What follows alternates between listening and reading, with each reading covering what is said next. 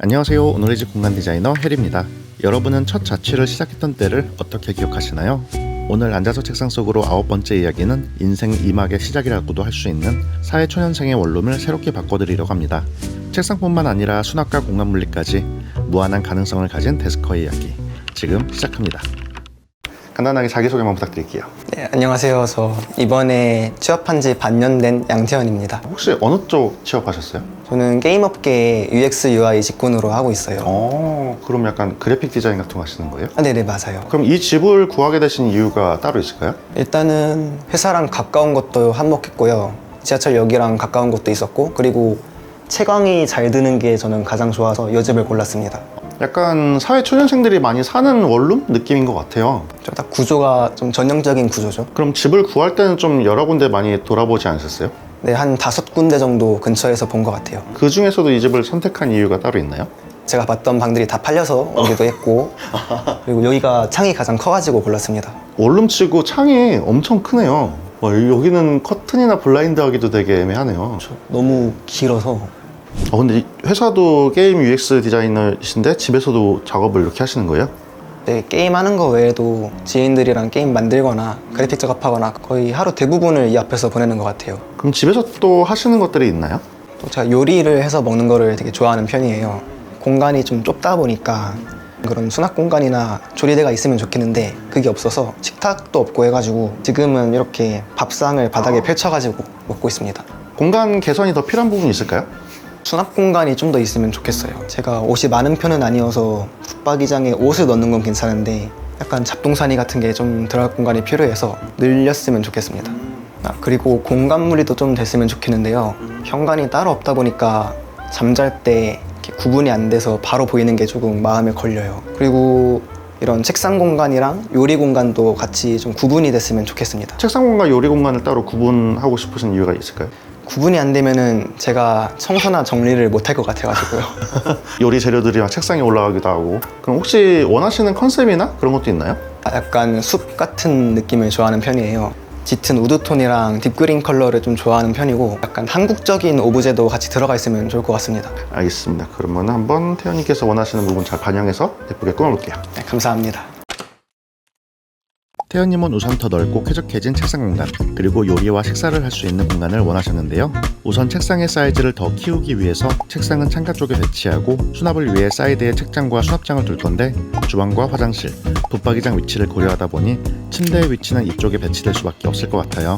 현관이 너무 가깝다 보니 파티션을 이용해 간이 중문을 만들어줘서 좀 더 아늑한 느낌을 만들어주고, 책상 공간과 주방도 구분되길 원하셨기 때문에 파티션을 활용하고 가구의 톤을 다르게 맞춰 공간을 분리해 줄 거예요. 옷 수납은 이미 충분하다고 하셨지만 매일 입는 옷들을 잠시 걸어둘 수 있는 전신 거울형 행거를 두고 화장실 앞에 수납장을 추가로 배치해 작은 화장대로도 활용할 수 있게 배치했습니다. 자, 그럼 완성된 공간 지금 바로 보시죠.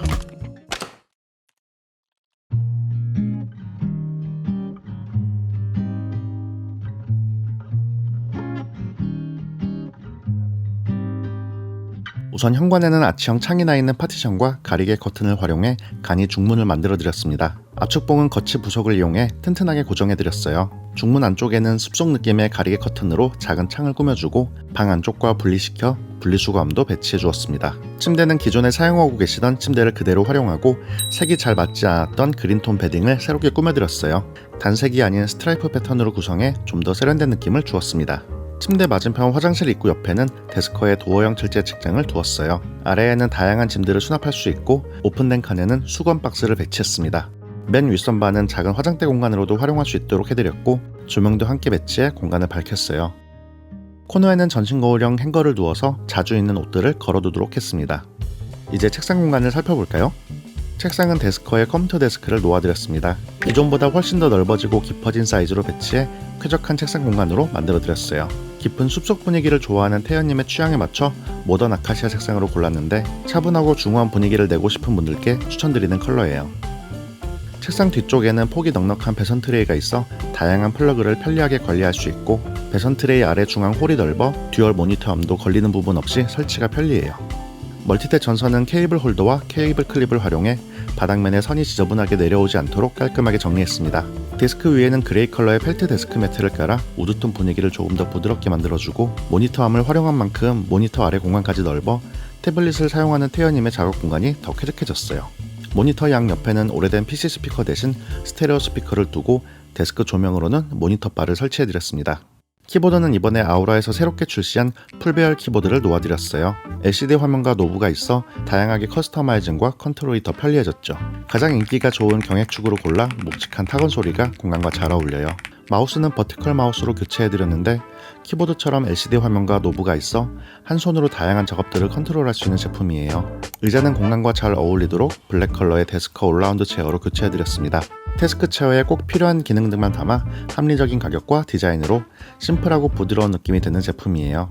책상 아래에는 기존에도 발 받침대를 사용하고 있어서 비슷한 톤 앤 매너의 제품으로 놓아드렸어요.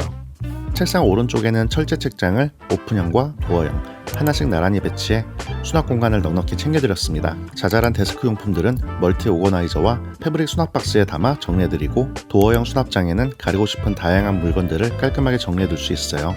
블라인드는 우드톤에 맞는 50mm 알루미늄 블라인드로 제작했습니다. 창문이 주방 끝까지 크게 이어져 있다 보니 방염 방수 관리를 위해 목재가 아닌 알루미늄 소재로 선택했어요. 에어컨 전원 연결을 위한 멀티탭은 가리개 소품을 활용해 가려주고 벽면에는 숲속 그림의 액자를 걸어 그린 컬러 포인트를 주었어요. 그 앞엔 데스크와 일광전구의 콜라보 포터블 조명도 함께 두어 코너 공간을 밝혔습니다.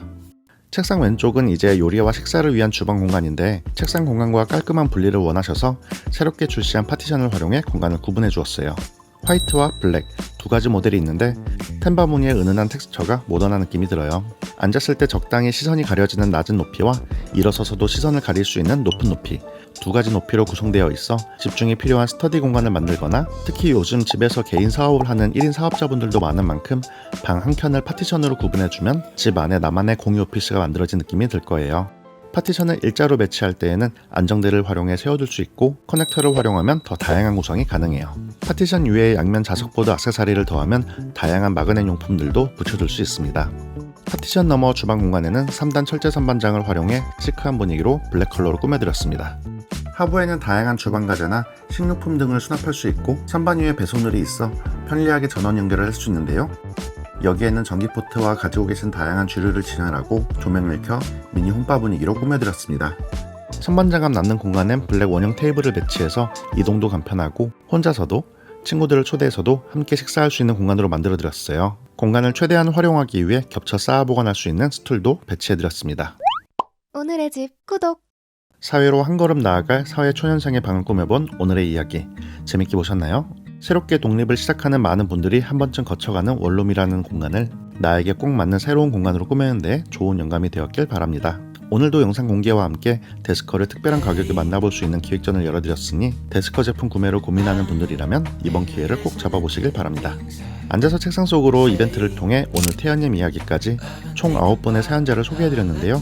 지금까지 영상들이 여러분의 공간에서 책상을 꾸미고 배치할 때 한 번씩 꺼내볼 수 있는 유용한 참고서가 될 수 있길 바랍니다. 다음 편은 아주 특별한 사연을 가진 마지막 사연자와 함께 앉아서 책상 속으로 10번째 이야기가 공개되니 구독과 알람을 통해 영상 놓치지 말고 꼭 시청해 주시길 바라며 오늘 영상을 마치겠습니다. 엄마는 바꿔봤는데 어떠셨는지? 너무 지금 기쁘고요. 진짜 기쁜 거 맞죠?